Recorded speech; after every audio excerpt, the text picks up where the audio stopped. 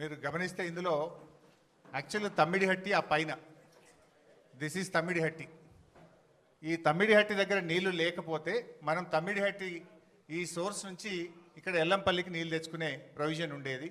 తమ్మిడిహట్టి నుంచి ఎల్లంపల్లికి నీళ్లు అవకాశం లేదు కనుక, నీళ్లు తక్కువ ఉన్నాయి కనుక తమ్మిడిహట్టి నుంచి మనము మేడిగడ్డకు రావడం జరిగింది. This is Medigadda, this is Annaram, then this is Sundilla.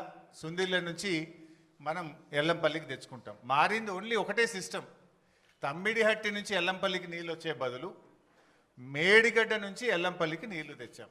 మారింది ఒకటే. ఇది మిగతాదంతా కూడా ఆల్రెడీ ఇంటాక్ట్ ఉన్నటువంటి సిస్టమే. ఇది కూడా ఎందుకు మార్చాము అనేది నేను ముందు ఎక్స్ప్లెయిన్ చేస్తాను. అంటే దానికంటే ముందు నేను చెప్పాల్సింది ఏంటంటే, కాళేశ్వరం యొక్క గొప్పతనం ఏంటంటే, కాళేశ్వరంకు దేర్ ఆర్ 3 సోర్సెస్. ప్రతిసారి మేడిగడ్డ నుంచే మనము నీళ్లు తీసుకురావాల్సిన అవసరం లేదు.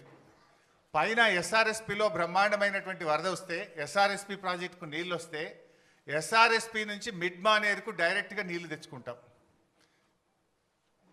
మిడ్ మానేరుకు ఎస్ఆర్ఎస్పి నుంచే నీళ్ళు వస్తాయి. ఎస్ఆర్ఎస్పి నుంచి 2 రకాలుగా నీళ్ళు వస్తాయి మిడ్ మానేరుకు. ఒకటి వరద కాలువ ఉంది, రెండోది నార్మల్ ఎస్ఆర్ఎస్పి కెనాల్ ఉంది. సో గోదావరిలో మంచి వర్షాలు పడి ఎస్ఆర్ఎస్పి నిండితే గ్రావిటీ ద్వారా ఎస్ఆర్ఎస్పి నుంచి మనం మిడ్ మానేరుకు నీళ్లు తెచ్చుకోవడం జరుగుతుంది. సో మిడ్ మానేరుకు నీళ్ళు వచ్చినప్పుడు ఏమైందంటే, we will operate Motors only from mid Maner.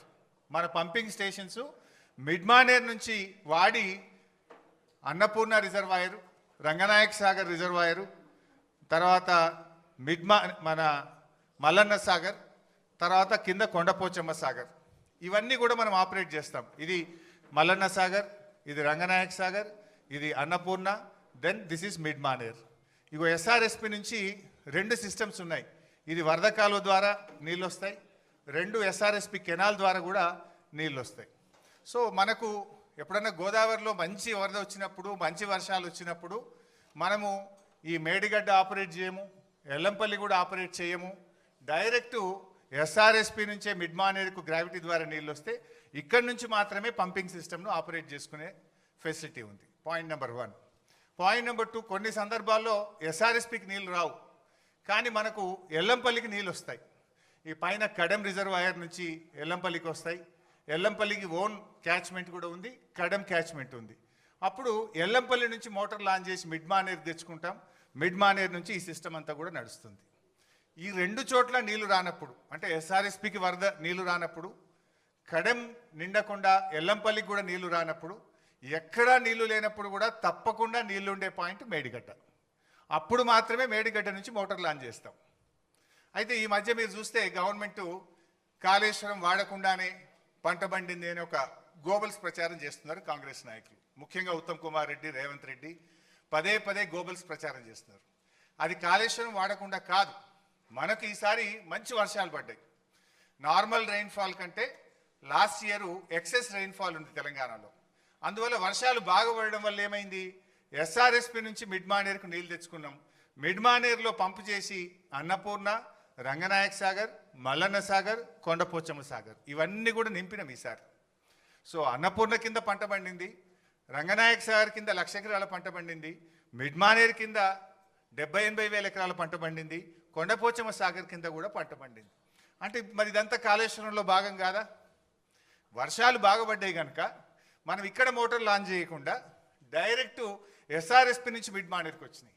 So mid మానేరులో మోటార్లు నడిపినామంటే ఇది కాళేశ్వరంలో అంతర్భాగం.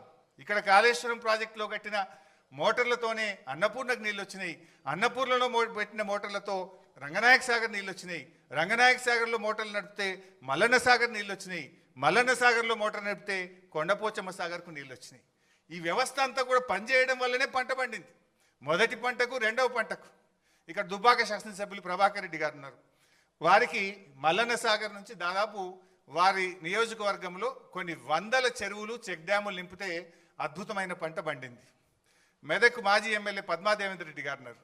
ఇదే మల్లన్న సాగర్ నుంచి రామాయణపేట కెనాల్ ద్వారా నీళ్ళు ఇస్తే కొన్ని వేల ఎకరాల్లో దుబ్బాక, మెదక్ నియోజకవర్గంలో పంట పండింది. కొండపోచమ్మ సాగర్ నుంచి ఇటు యాదగిరిగుట్ట, ఆలేరు నియోజకవర్గానికి, గజ్వేల్ నియోజకవర్గానికి ఇవాళ నీళ్లు పోయినాయి అంటే గోదావరి నీళ్లు కొండపోచమ్మ నుంచి యాసంగిలో నీళ్లు వదిలిండ్రు. సుంతాల మహేందర్ రెడ్డి గారు ఉన్నారు. అక్కడ కొత్త గెలిచిన ఎమ్మెల్యే పోయి ఆ నీళ్ళ కొబ్బరికాయలు కొట్టుండే. ఎక్కడి ఆ నీళ్ళు? కొండపోచమ్మ సాగర్కు నీళ్ళు ఎక్కడి నుంచి వచ్చినాయి? Kondapochamma Sagar is part of Kaleshwaram. Kaleshwaram నీళ్ళు అక్కడికి వచ్చినాయి కనుక అక్కడి నుంచి కెనాల్ ద్వారా ఆలేరు నియోజకవర్గంలో మన యాసంగి పంటకు నీళ్ళు ఇచ్చినాము, సిద్దిపేట నియోజకవర్గానికి నీళ్ళు ఇచ్చినాము, సిరిసిల్ల నియోజకవర్గానికి నీళ్ళు ఇచ్చినాము. అట్లా కొన్ని లక్షల ఎకరాల్లో కాళేశ్వరం ద్వారా మొన్న పంట పండింది. అయితే వీళ్ళేం ప్రచారం చేస్తున్నారు? కాళేశ్వరం వాడకుండానే పంట పండిందనే దుష్ప్రచారం చేస్తున్నారు. ఇవన్నీ కూడా కాళేశ్వరంలో అంతర్భాగం. అయితే ఈసారి మనకు ఎల్లంపల్లిలో మంచి నీళ్ళు వచ్చినాయి కడెం నుంచి. సో ఎల్లంపల్లి మోటార్లు రన్ చేసి ఎల్లంపల్లి ద్వారా కాళేశ్వరం సిస్టమ్ పనిచేసింది, మిడ్మానేర్ ద్వారా కాళేశ్వరం సిస్టమ్ పనిచేసింది.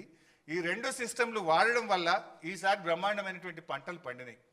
వేలాది చెరువులు నింపినాం, వందలాది చెక్ డ్యాములు నింపినాం, నేరుగా కెనాల్స్ ద్వారా కూడా వేలాది ఎకరాలకు లక్షలాది ఎకరాలకు కాళేశ్వరం ద్వారా ఈసారి నీళ్ళు ఇచ్చినాం. అయితే this year is a good year.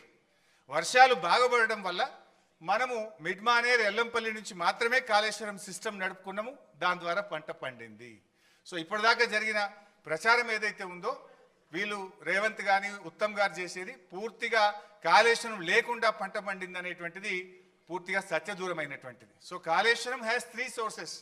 మంచి వర్షాలు పడితే ఎస్ఆర్ఎస్పి మిడ్మానేర్ నుంచి సిస్టమ్ నడుపుతాం, యావరేజ్ రెయిన్ఫాల్ ఉంటే ఎల్లంపల్లి మిడ్మానేర్ సిస్టమ్ నడుపుతాం, బ్యాడ్ ఇయర్ అయితే వర్స్ట్ ఇయర్ అయితే కూడా మనము మేడిగడ్డ నుంచి నీళ్లు తీసుకోవడానికి there are 3 systems. Current bill మీద కూడా కొందరు మాట్లాడుతుంటారు. వర్స్ట్ ఇయర్ మాత్రమే మనము Medigadda to Annaram, Annaram to Sundilla, Sundilla to Yellampalli, Yellampalli to Mid Manair మొత్తం సిస్టమ్ నడుపుతాం. సో గుడ్ ఇయర్ ఉన్నప్పుడు ఏమవుతుంది? ఓన్లీ 50% ఆఫ్ ద మోటార్స్ మాత్రమే నడుపుతాం మంచి వర్షపాతం ఉంటే. యావరేజ్ ఉంటే మనకు ఎల్లంపల్లి నుంచి నడుపుతాం, బ్యాడ్ ఇయర్ ఉంటే మేడిగడ్డ నుంచి నడుపుతాం. సో అందువల్ల కాళేశ్వరంకు 3 సోర్సెస్ ఉన్నాయి. సో ఈ సంవత్సరం కూడా కాళేశ్వరంతోని వానకాలం పంట పండింది, యాసంగి పంట పండింది, భూగర్భ జలాలు పెరిగినాయి. మొన్నటిదాకా ఏదైతే కాంగ్రెస్ పార్టీ కాళేశ్వరం లేకుండా పంట పండిందని చెప్పిందంతా కూడా పూర్తిగా సత్యదూరమైనటువంటి విషయం.